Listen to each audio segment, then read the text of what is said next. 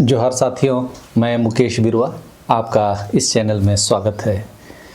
मैं अक्सर आदिवासियों की सामाजिक होड़, सांस्कृतिक, धार्मिक, आध्यात्मिक और नैतिक मूल्यों को प्राकृतिक नज़रिए से आपके सामने लाता रहा हूँ।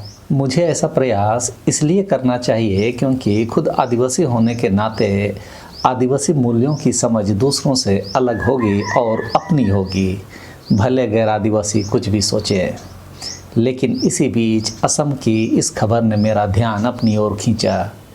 पहली नज़र में मुझे लगा कि यह आक्रोश बोडो आदिवासियों का बाहरी लोगों के खिलाफ होगा, लेकिन राष्ट्रीय खबरों में 2-3 दिनों तक इससे संबंधित खबरें आती रही तो मैं इसकी गहराई में उतरने का सोचा। जब देखा तो मैं जिस चीज़ का प्रयास देश के आदिवासियों को एकजुट करने, उनके सांस्कृतिक मूल्यों से रूबरू कराने के लिए करता रहता हूँ, ठीक उसके विपरीत यहाँ तो आदिवासी ही आपस में उलझ रहे हैं। आज हम इस मुद्दे को भी समझने का प्रयास इसलिए करें ताकि अपने अपने क्षेत्रों से बाहर जब भी हम जाएं तो क्या इशू हो सकते हैं, इसकी जानकारी हमें होनी चाहिए। यह लड़ाई मुख्य रूप से बोडो आदिवासियों जो असम के मूल निवासी हैं और आदिवासियों जिसमें संताल समुदाय भी शामिल है जो बाहर से आकर बसे हैं के बीच है। हाल की घटनाओं से पता चलता है कि यह स्थानीय ट्राइब, वहाँ के आदिवासी अपने को आदिवासी न कहकर ट्राइब कहलाना पसंद करते हैं। तो यह घटना स्थानीय ट्राइब यानी बोडो और बाहर से बसे आदिवासियों जैसे संताल, उरांव आदि के बीच का विवाद है, जिसमें एक वाहन जो बोडो आदिवासी चला रहे थे ने 2 संताल आदिवासियों को टक्कर मार दी, जिसके बाद भीड़ ने हमला किया और हिंसा भड़क उठी। 20 जनवरी 2026 को हिंसा के बाद सेना तैनात कर दी गई, इंटरनेट निलंबित किया गया। क्षेत्र में तनावपूर्ण स्थिति बनी हुई है। 2 लोगों की मौत हुई और लगभग 3000 के आसपास विस्थापित होकर राहत शिविरों में चले गए। यदि इस विवाद को ऐतिहासिक दृष्टि से समझने का प्रयास करें तो जो तथ्य सामने आते हैं उसमें यह बात महत्वपूर्ण है कि ब्रिटिश काल में चाय बागानों के लिए संताल और अन्य आदिवासियों को झारखंड, उसमें बिहार, छत्तीसगढ़, उड़ीसा, पश्चिम बंगाल आदि से असम लाया गया था। उस समय से असम के चाय बागानों में उनका बसेरा हो गया। बोडो समुदाय का दावा है कि वे बोडोलैंड क्षेत्र के मूल निवासी हैं और उन्हें भूमि, राजनीति और सांस्कृतिक अधिकार प्राप्त होने चाहिए। संताल आदिवासियों की बड़ी आबादी ने 19वीं और 20वीं सदी में चाय बागानों और खेती के लिए यहाँ बसेरा तो किया, जिस कारण से असम की भूमि पर दबाव बढ़ा, जिसका असर बोडो आदिवासियों को हुआ। बोडो समूहों ने अलग राज्य की मांग 1980 के दशक से शुरू की थी। इस आंदोलन के कारण भी गैर बोडो समुदायों में असुरक्षा की भावना बढ़ी। 2020 में बोडोलैंड टेरिटोरियल रीजन बनाया गया। यह 6वीं अनुसूची के अंतर्गत स्वायत्तशासी परिषद है। इसमें बोडो समुदाय को राजनीतिक और प्रशासनिक प्राथमिकता मिली। इस कारण से भी गैर बोडो आदिवासियों जैसे संताल, उरांव, हो आदि में असंतोष बढ़ा। यह विवाद पहचान और प्रतिनिधित्व के संघर्ष में उलझता नजर आ रहा है, क्योंकि बोडो समुदाय का कहना अपने जगह ठीक है कि उनकी संस्कृति और भाषा खतरे में है, जबकि संताल, उरांव समुदाय ये भी आदिवासी होने के नाते समान अधिकार की मांग करते हैं, खासकर भूमि और राजनीतिक प्रतिनिधित्व में। और शायद यह दावा ही बोडो आदिवासियों के गले की फांस बन गया। 1980 में बोडोलैंड की मांग के पीछे उनका अपना राज्य होना, जिसमें बाहरी आदिवासी और मुस्लिम सभी के खिलाफ आंदोलन केंद्रित था। बोडो समुदाय महसूस करते हैं कि प्रवासियों ने उनकी भूमि हड़प ली।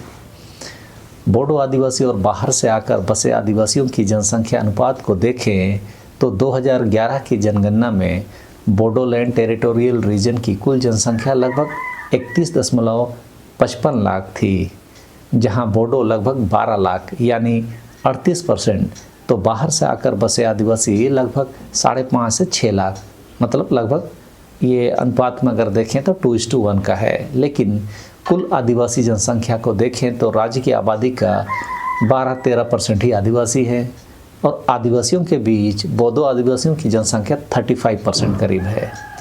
आदिवासी आबादी का 95% ग्रामीण क्षेत्रों में रहती है, सिर्फ 4 से 5% ही शहरी आबादी है। असम में जातीय संघर्षों की एक लंबी दास्तान है। उनके संघर्षों में मुख्य रूप से भूमि पर बाहरी लोगों का दबाव, संसाधनों पर दूसरों को भी हिस्सेदारी देने से उत्पन्न स्थिति, बोडो आदिवासियों और स्थानीय आदिवासियों की पहचान जो दूसरों से अलग है को बनाए रखने की चुनौती, साथ ही राजनीतिक शक्ति भी बंटने से वे लोग उपेक्षित महसूस कर रहे हैं। यह संघर्ष ब्रिटिश काल से शुरू होकर आज तक जारी है। इन संघर्षों में विभिन्न जातीय समूहों जैसे असमिया, बोडो, बंगाली, मुस्लिम, कार्बी, दिमासा आदि के बीच टकराव देखा गया है। लेकिन कोकराझार में जो संघर्ष हुआ वह बोडो आदिवासी और झारखंड आदि से बसे हुए संताल और उरांव आदिवासियों के बीच हुआ। असम के बोडो आदिवासी और स्थानीय आदिवासियों की व्यथा को समझने के लिए वहाँ के कुछ आंदोलनों को थोड़ा समझ लेते हैं, ताकि यह समझने में सुविधा हो कि जब दूसरे गैर आदिवासी समुदाय के लोग किसी आदिवासी क्षेत्र में रहते हैं तो क्या समस्याएं होती है। 1979 से 1985 तक असम आंदोलन हुआ था। यह आंदोलन मुख्य रूप से असमिया समुदाय द्वारा विदेशियों, मुख्य रूप से बंगाली, हिंदू और मुस्लिम प्रवासियों के खिलाफ छेड़ा गया आंदोलन था। ध्यान दें, यह आंदोलन हिंदुओं और मुसलमानों दोनों के खिलाफ लड़ा गया था।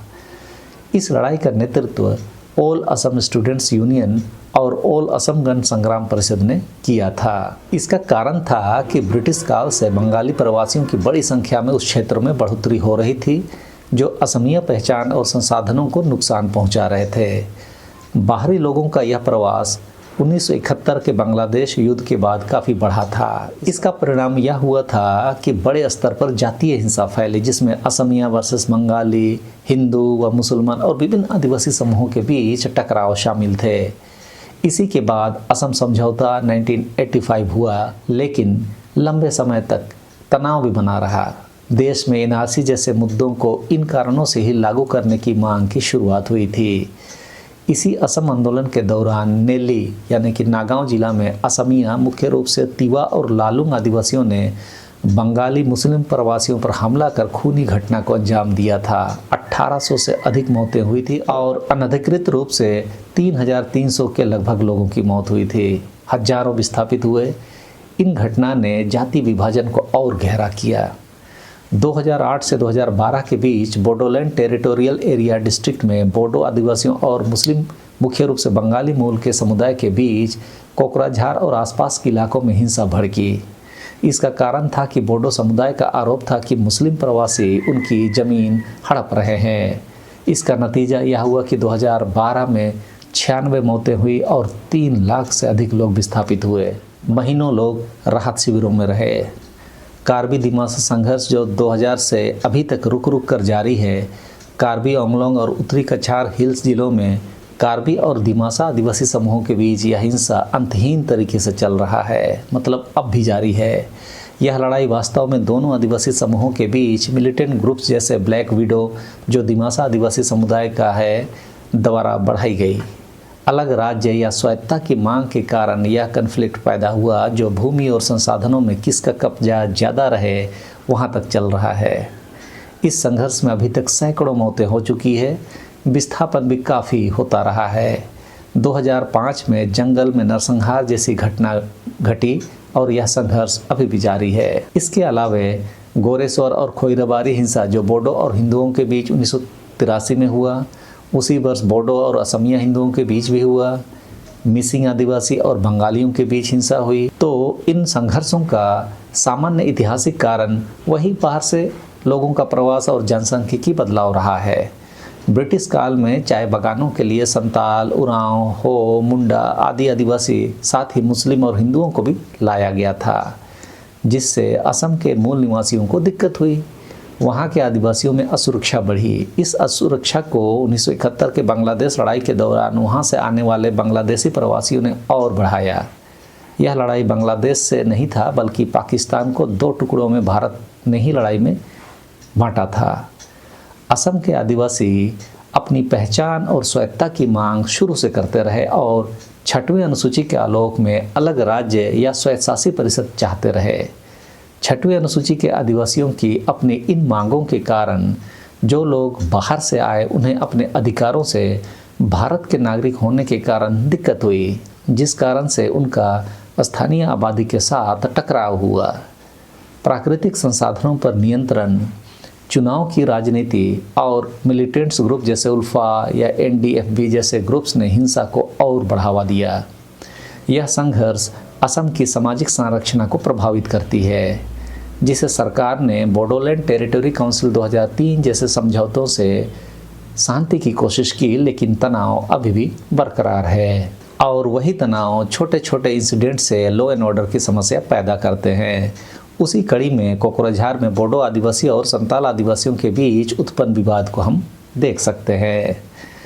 यह तो ही वहाँ के आदिवासी और बाहर से आकर रहने वाले आदिवासियों तथा गैर आदिवासियों के बीच तनाव की कहानी, जिसे हमने इन संघर्षों के जरिए देखा। लेकिन सवाल यह है कि क्या इन जातीय संघर्षों का कोई अंत भी है? इसके लिए कौन जिम्मेदार है? यदि असम में जातीय तनाव को बनाए रखने के कारकों को जिम्मेदार नहीं ठहराया जाता, तो देश के दूसरे हिस्सों में जो आदिवासी रहते हैं उनके बीच भी क्या कभी ऐसे जातीय हिंसा की हम कल्पना कर सकते हैं? समय रहते इन विषयों पर विवेचना बहुत ज़रूरी है। आप क्या सोचते हैं? कमेंट बॉक्स में ज़रूर बताएं। तो इस वीडियो में इस समय के लिए इतना ही। सबको धन्यवाद। जोहार।